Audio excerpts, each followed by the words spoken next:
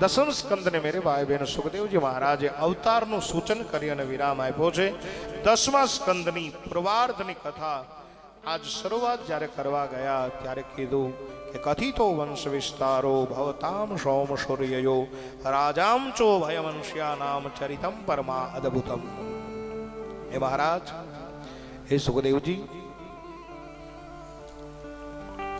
તમે એક કામ કરો. બોલે શું? બોલે આ કથા તો મેં બહુ સરસ મજાની રીતે સાંભળી, પણ કૃષ્ણ જન્મની કથા, મારા ઠાકોરજીની કથા થોડીક વિસ્તારથી મને કહેજો.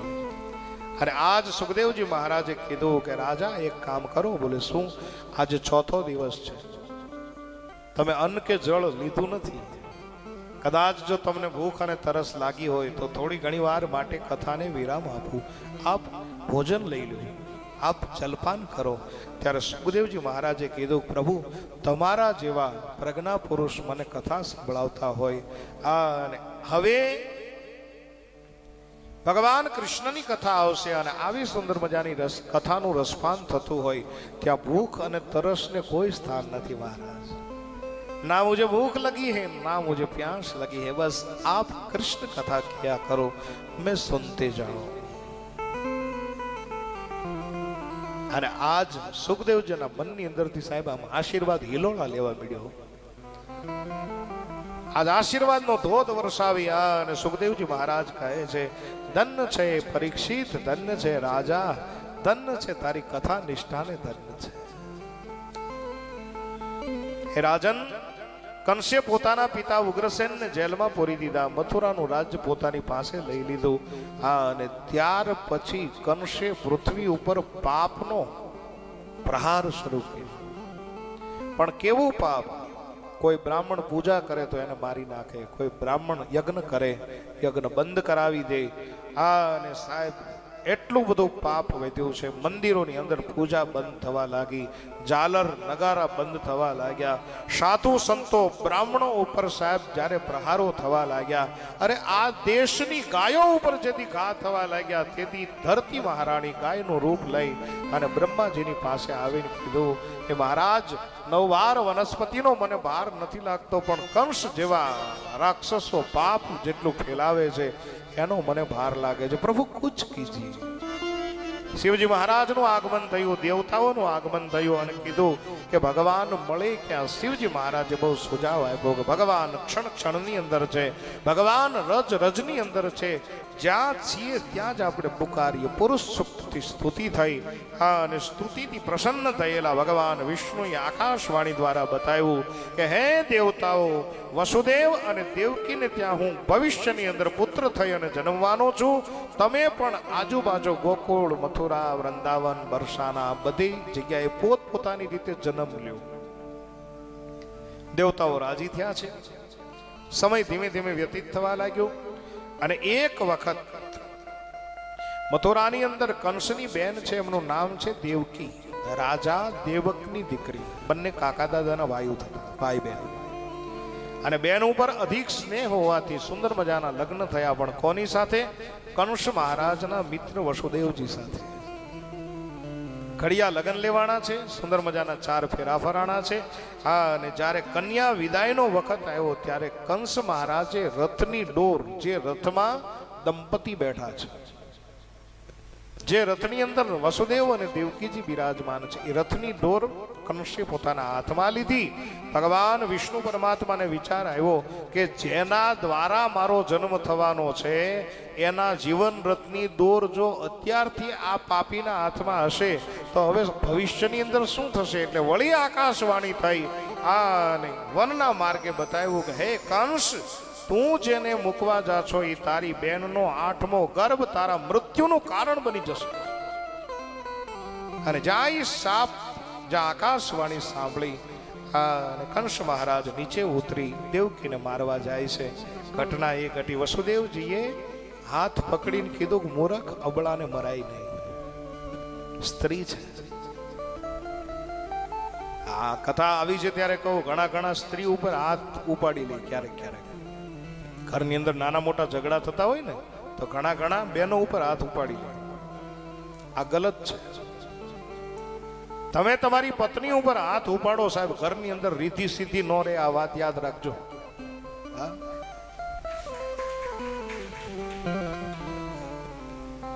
હે તમારે એટલો બધો શોખ હોય તો તમે આ યુદ્ધ હાલે જ છે ત્યાં સરહદે વૈયા જાવ ને. હે આ બિચારીઓને ના આને ગમે ત્યારે નહીં. એક ભાઈ, હા એક ભાઈ છે ને શેરડીના સમયમાં, ખેહરનો સમય ઉત્તરાયણનો, તે શેરડીનો ભારો લઈ આવીને આમ આડો રાખ્યો, આડો શું આમ આડો દલસુભાઈ, અને પછી પોતે તલવાર કાઢી અને એ મીંડ્યો હમણવા આમ આમ, અને એક ખાટો પકડીને ધાડ દઈને આમ કાપી નાખે. ઓલી એની પત્ની જોવે કે આને હું રાતન ચીડ્યું. આખો શેરડીનો ભારો લઈ આવીને વળી પાછો દરવાજા પાસે વયો જાય, દોડતો દોડતો તલવાર હમણીને વળી પાછો એક ભારો આમાં એક રાડું કાપી નાખે. એની પત્ની છે ને એ બેઠી બેઠી સોય દોરાથી કઈક હાંતી હતી. બે ચાર રાડાને કાપી નાખે ને પછી કીધું તમને આ શું થયું છે, તમે શું કરો છો? બોલે હું યુદ્ધની તૈયારી કરું છું. આ શેરડીનો સાંઠો છે એ દુશ્મન છે, કોઈ સામે આવે એટલે એને વેતરી નાખવાનો. લે એની પત્ની હતી ને એના હાથમાં હો હતી, અને એ જા પાછો દોડતો દોડતો આવીને આમ આમ આમ આમ આમ આમ જાય, એ હમણીને પાછો આમ આમ રાડું કાપવા ગયો ને એટલે ઓલી હોય નો આમ આમ આમ હોય ઘુકાવી એના પતિને. ત્યાં તો ઉલ્લીને ઓલી બાજુ તે મને સોય શા માટે મારી? ત્યારે કીધું કે ત્યાં કઈ દુશ્મન કઈ તમે આમ શેરડીના હાથા જેમ ઊભા ન રહી, એ તો ત્યાં વેતરી નાખે કે હો થી ભાગી જાતું, તારું કામ છે યુદ્ધનું. પણ ઘણા ઘણા છે એ અબળા ઉપર રોપ જમાવતા હોય છે. નહીં બાપ, સ્ત્રીઓને ન મારો. આજ વસુદેવજી મહારાજ કહે છે અબળાને મરાય નહીં, તારી બેન છે. હા, અને હું તને કહું છું કે અમારી જીવન બગિયાના તમામ પુષ્પો અમે તને સોંપી દઈશું. ઉતાવળિયો નિર્ણય. હું ઘણી ઘણી વાર કહું કે ક્યારેય કોઈની વચને ન બંધાવો. એક સૂત્ર છે કે ક્યારેય તમે બહુ ખુશ હો ને ત્યારે કોઈને વચન ન દેવું, અને જ્યારે તમે બહુ ક્રોધમાં હો ત્યારે કોઈ નિર્ણય ન લેવો. આ જીવનની અંદર નોટ કરી લેવા જેવા શબ્દો છે. જ્યારે બહુ ક્રોધ તમારી ઉપર હોય ત્યારે નિર્ણય ન કરો કે હું આમ કરી નાખીશ, તેમ કરી નાખીશ. નહીં, થોડોક સમય જવા દો, પછી નિર્ણય લો. અને જ્યારે તમે બહુ રાજી હો ત્યારે કોઈને વચન ન આપો, કેમ કે વચન આપ્યા પછી બહુ દુઃખ ઊભું થતું હોય છે.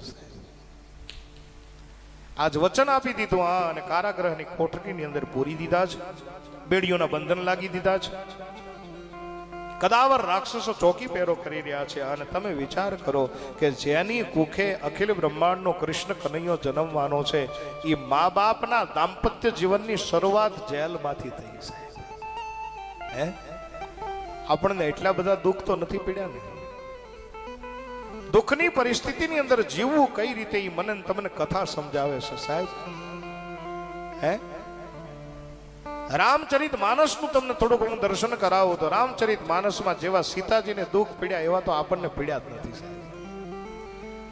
હે, જેના પિતાજી જનક અને સુનૈના હોઈ શકે, જેના સસરો દશરથ મહારાજ હોઈ શકે, જેનો પતિ અખિલ બ્રહ્માંડનો નાથ રામ હોઈ શકે સાહેબ, એવા દુઃખ. અને આપણે નાની નાની વાતમાં કેરોસીનના ડબલા ખાલી કરીને કે શરમ આવવી જોઈએ, શરમ. હે, નાની નાની વાતની અંદર આપણે કુવા પૂરી દઈએ. દુઃખ જેવી વિષમ પરિસ્થિતિની અંદર કૈસે જીના જાય, કથા મને તમને સમજાવે છે. કથાની અંદર એવું આવ્યું કે આજ કૃષ્ણ જેની કુખે જન્મવાના છે એ માં જેલની અંદર બંધ છે.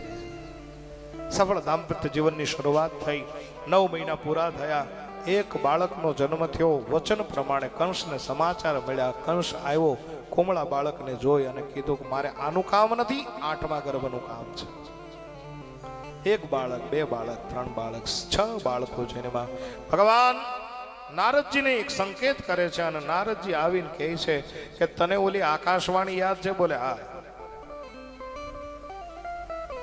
કમળનું ફૂલ લીધું 8 પાકડી વાળું, અહીંથી ગણાયું તો આ બાજુ 8 થયા, આ બાજુથી ગણાયું તો આ બાજુ 8 થયા, પેલી બાજુથી ગણાયું તો આ બાજુ 8 થયા. ઈ કે તને કઈ ખબર પડી? બોલે નહીં. ઈ કે 8મો કયો ઈ ખબર ન હોય, આકાશવાણીના કોઈ ભરોસા ન હોય. ત્યારે કીધું કે આ બધાને મારી નાખું? બોલે ઈ મને ખબર નથી. નારાયણ નારાયણ નારાયણ ઈ તો નીકળી ગયા. આ બાજુ ક્રોધે ભરાયેલો કંસ આવી અને એક બાળકને ફેરવી ભીતમાં પછાડી અને સાહેબ મારી નાખ્યા છે. 7મા ગર્ભ તરીકે સાહેબ દેવકી માના કુખે આજ બલભદ્ર આવ્યા છે. પણ એ બલભદ્ર જે ગર્ભ છે એનું સંકર્ષણ કરી અને મા રોહિણીના ગર્ભની અંદર પ્રસ્થાપિત કર્યો. સમાચાર પૂછ્યા 9 મહિને કે શું થયું? બોલે મહારાજ તમારા બીકના લીધે ગર્ભ ગળી ગયો લાગે. કંસ ગડમથલમાં મુકાણો. હવે આવે એ 7મો કે 8મો. અને એમાં ભગવાન કૃષ્ણ પરમાત્મા આજ અવતાર કાર્ય માટે તૈયાર થાય છે. પોતાના વૈકુંઠને ત્યાગી અને વસુદેવજી અને દેવકીજીની કુખે ગર્ભ સ્થિતિનો અનુભવ થવા લાગ્યો. મેરે ભાઈ બહેન, જ્યારથી ગર્ભ સ્થિતિની અંદર અનુભવ થવા લાગ્યો ત્યારથી મથુરાનું વાતાવરણ બદલ્યું છે.